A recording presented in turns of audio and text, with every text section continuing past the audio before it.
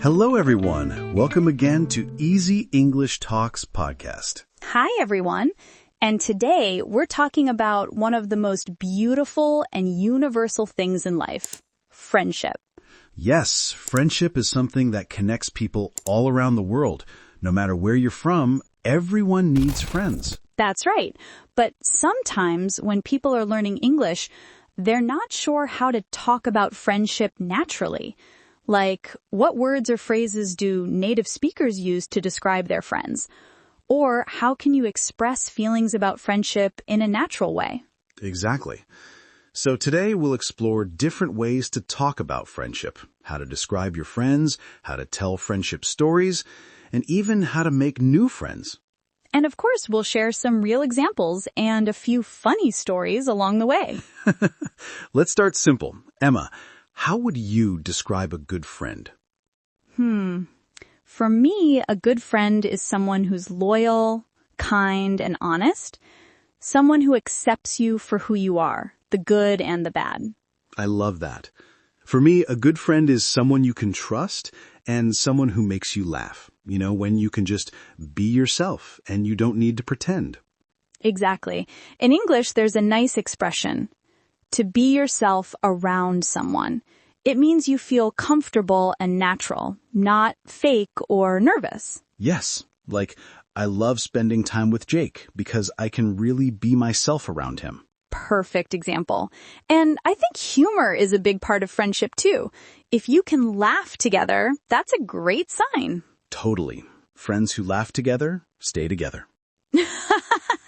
That should be on a t-shirt.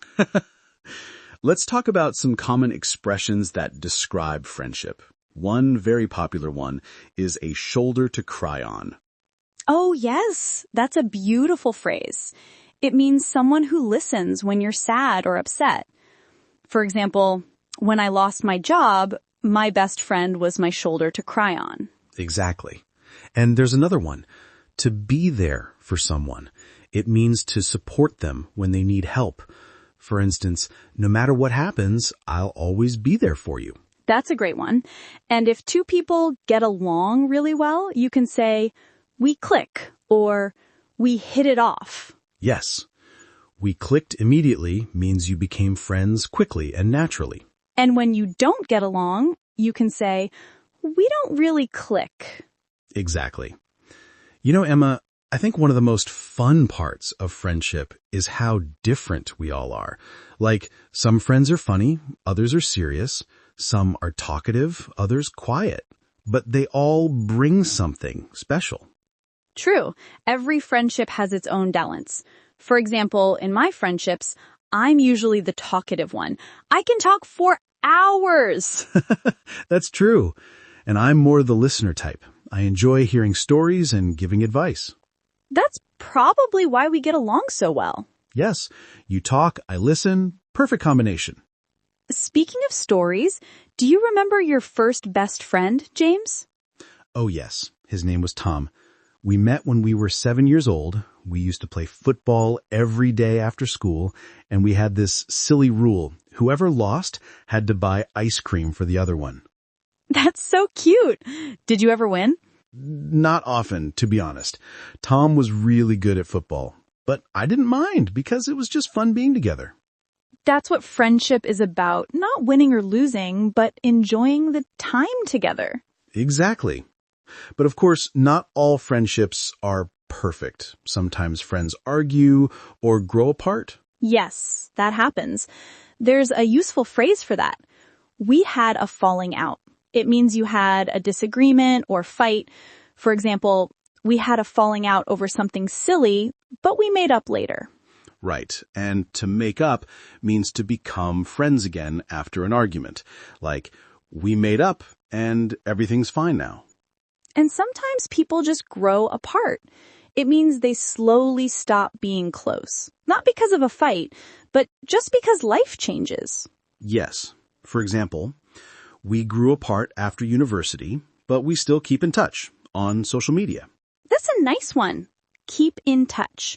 It means to stay connected, even if you don't see each other often. Exactly. Like, even though we live in different countries, we keep in touch through video calls. Speaking of that, friendship has changed a lot with technology, right? Oh, definitely. Now you can have online friends from anywhere in the world. People play games together, chat, share pictures. It's amazing. Yeah, I have a few online friends I've never met in person, but I feel really close to them. Same here. I think friendship doesn't depend on distance. It's about connection, trust, and shared experiences. That's beautifully said. But of course, making new friends can still be difficult, especially for adults or when you move to a new country. Yes, that's so true. A lot of people struggle with that. But the good news is, small steps can make a big difference. Like smiling, saying hello, or starting a small conversation. In English, we call that breaking the ice. Exactly. Breaking the ice means starting a conversation to make things more comfortable. For example, he told a joke to break the ice at the meeting. And after that, if you get along, you can say, we hit it off. Like, we hit it off right away and became good friends. Yes, that's a great natural expression. And I think another important thing is being genuine. People can tell when you're being fake. True. Real friendship is based on honesty. Even small things like remembering someone's birthday can show you care. Exactly. Sometimes it's not about big gestures, but little actions. Checking in, sending a message, or just listening when someone needs to talk. I totally agree.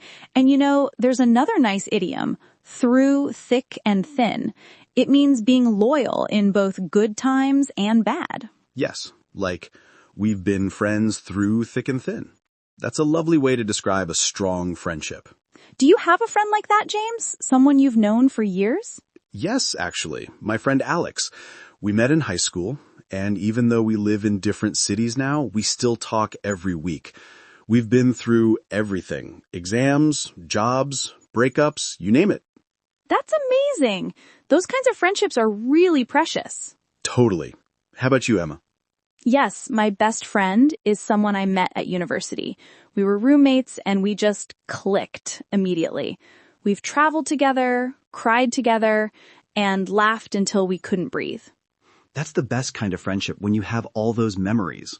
Yes, and what I love is that we can be completely honest with each other. Like, if I'm wrong, she tells me. No pretending. That's true friendship. Someone who tells you the truth, even if it's hard to hear. Exactly. And that's another good phrase. A true friend tells you what you need to hear, not what you want to hear. Beautifully said.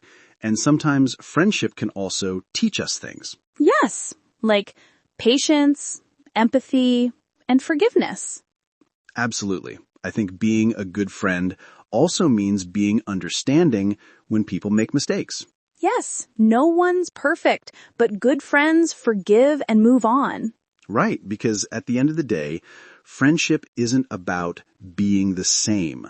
It's about acceptance. Exactly.